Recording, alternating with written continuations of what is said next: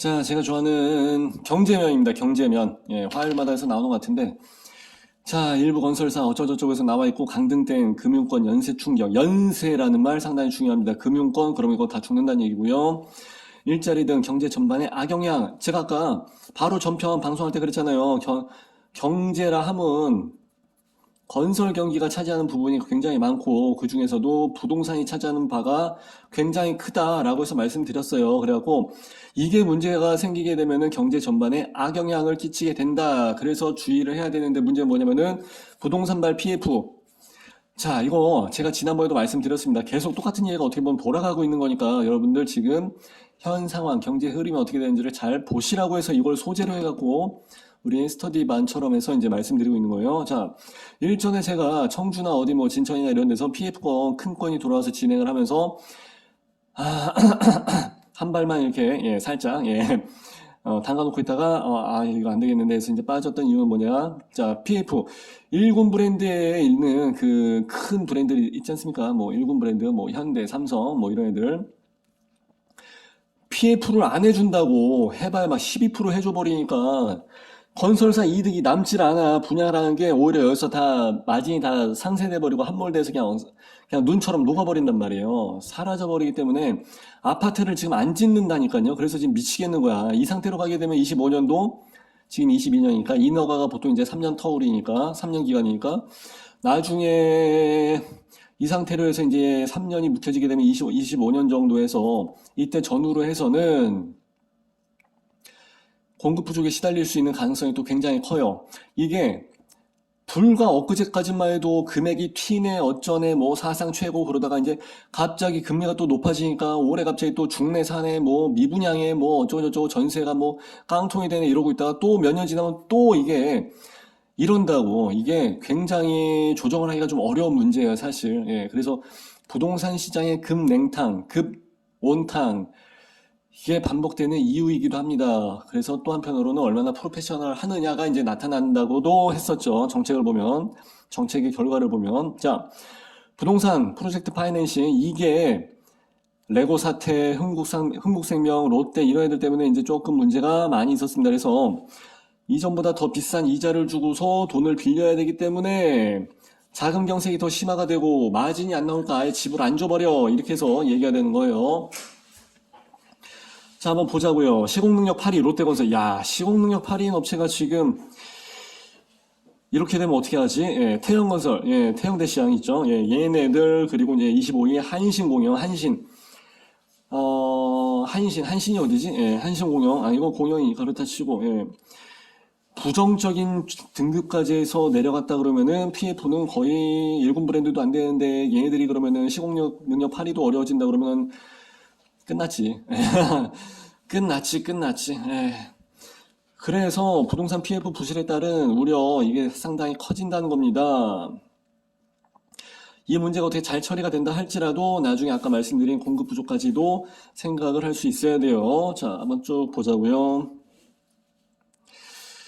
건설사는 부동산 시행사 보증을 서고서 시행사가 은행이나 채권에 낮은 금리로 개발 자금을 빌릴 수 있도록 이제 돕는다. 근데 이제 이게 안 되면은 야, 부채는 건설사가 이제 고스란히 끌어안고서 죽어야 된다 이런 상황이고요. 근데 그 중에 하나 걸린 게 이제 흥국 건설사에서는 롯데 이렇게 해서 이제 들어가는 거죠. 롯데, 태형, 한신공영. 근데 다른 데도 몰라요. 시공능력 8위가 이 정도로 어려워진다 그러면 다른 데도 장담하기는 굉장히 어려워집니다. 자, 재무의 안정성을 확보하기는 굉장히 어려울 것 같고요.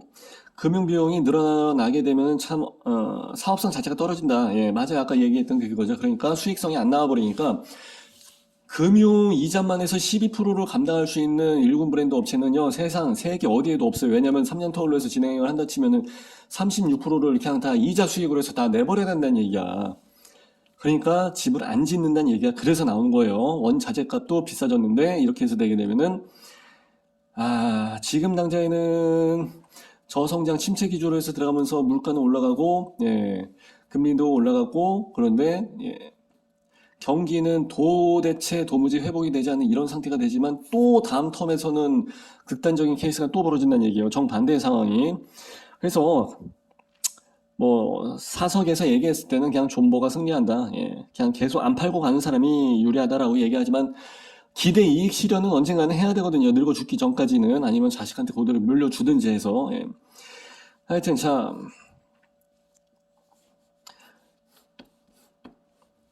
롯데건설이 지금 이러이러한 상황이고 문제는 자 이렇게 해서 이제 이게 중요한 거죠. 건설사에서 시작된 PF발 신용위기가 증권사, 캐피탈 뭐 이런 데서 금융권으로 해서 전이될 위험이 상당히 크다는 얘기죠.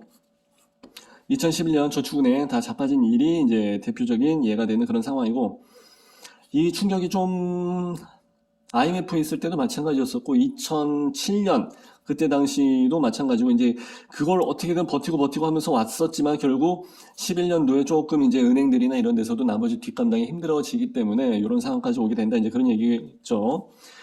자, 아파트 급락에 대한 여파, 그리고 이제 미분양을 하게 되면 거기에 대한 비용을 원래 돈을 받고 아파트를 팔고 자금 땡기면서 중도금대출하고 잔금대출하고 은행권이랑 같이 치고받고 자금이 돌아갔어야 되는데 그게 안 되는 상황이다 보니까 미분양이 되게 되면은 이건 다 건설사가 끌어안고 가야 돼요. 물론 집 지어 놓으면은 누군가 들어가서 언젠가 다 살아요. 그런 얘기가 우스갯소리로 하지만 이만큼의 부채를 감당을 해야 되는 건설사 입장에서는 PF까지 해서 많은 자금이 비용을 부담하면서까지 왔는데 이렇게 해서 되게 되면 연쇄 충격이 상당히 커지죠. 그래서 다시 한번 IMF가 오냐 마냐 하는 그런 이제 침체 기로로 들어가게 되면 이제 IMF 만나야죠. 근데 어쨌든 이걸 피하려고 경제를 연착륙시키면서 가고는 있었습니다만은 이 문제가 터져버리게 되면 그냥 다이렉트로 그냥 IMF 다시 한번 또 가는 거예요. 어게인 2022 아니 어게인 그게 아니라 완전 어게인 IMF 다시 한번 가는 상황이기 때문에 이렇지 않기만을 예, 계속해서 바라는 거예요. 근데 뭐 다들 실탄을 많이 소유를 하고 있고 보유를 하고 있고 예, 그렇다고 하니까 예, 그런 쪽으로 해서 생각하시는 분들도 많이 계시는 것 같아요. 집값이 내려간다고 해서 우리가 집을 뭐 주식 사듯이 막 여러 채를 사고 할 수 있는 그런 상황은 아니고 집값이 싸면 산다고? 아이고 그런 사람들 보세요. 집값이 싸고 IMF가 다시 온다고 해서 집을 살 수 있나? 못 삽니다. 예. 경제적인 흐름에 대해서 왜 집값이 올라가는지를 자체를 태생적인 논리를 이해를 못하는 사람은 무조건 집값이 돈이 없으니까 떨어져야지만이 가능하다고 생각하는데 그렇게 되는 경우는 IMF나 이런 케이스가 다시 한번 오지 않는 이상 역대급의 이게 다시 한번 오지 않는 이상은 어려워요. 예. 태생적으로 말씀드리면은 장기적인 우상향의 그래프를 그리는 게 경제 논리고 주식이고 다 똑같은 상황이기 때문에 없는 사람들보다 있는 사람의 그 수요 균형에서 그 논리적인 힘이 작용하는 쪽이 예, 거래의 힘이 이쪽으로 해서 작용하기 때문에 장기적인 우상향으로 해서 판단을 하시는 게 아마 합리적일 것 같습니다. 자, 하여튼 그래서 정부는 5조 원의 미분양 PF 보증을 신설하겠다라고 하지만 그리고 이제 장기 대출로 전환할 수 있도록 사업자 보증도 신설한다고 하지만 5조 원 가지고는 택이 없는 얘기죠. 지금 50조 가지고도 될지 안 될지 모르는 상황인데 5조 원 가지고 아마 감당하기 많이 힘들 겁니다. 5조 원 가지고는 많이 힘들어요. 지금 둔촌주공만 해도 지금 세대가 몇 세대인데, 예, 그렇기 때문에 이거 가지고는 몇 년치를 해서 감당을 하긴 조금 어려울 것 같고요. 앞으로 일단은 한 판은 조심은 해야 될 것 같습니다. 그래서 내년도에 예, 경기가 꼭 좀 잘 연착륙을 해갖고 잘 안정빵으로 해서 예, 상승을 할 수 있는 그런 발판이 되었으면 좋겠습니다. 저는 이렇게 해서 마무리합니다. 감사합니다. 이거 하나 잘 좀 부탁드릴게요.